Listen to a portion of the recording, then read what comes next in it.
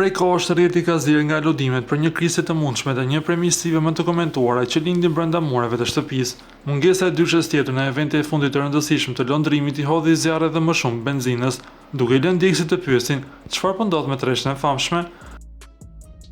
Së fundmi në një intervistë, lëndrimi ka vendosur të flas hapur dhe të sqarojë një herë mirë të vërtetën e këtij raporti që ka mbajtur pezët kurreshin e publikut.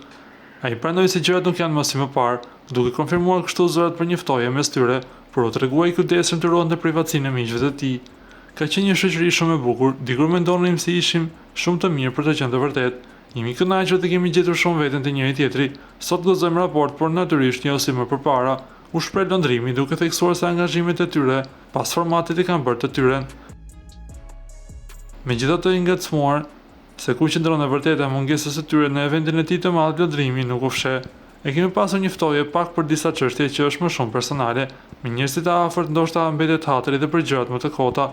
Ai tregoi se preferon të mbajë gjërat private dhe të mos e shes shoqërinë për vëmendje mediatike. Duke thumbuar paksa edhe mediat e showbizit, ai theksoi se shpesh portalet e marrin një detaj dhe japin një kaje krejt të kundërt, ndonse në këtë rast ai pranoi se rrethanat e bëjnë të duket fiks, ashtu siç po përflitet. Pavarësisht kësaj krizeje, ish banori duket si ka lënë dyert e hapura për një pajtim.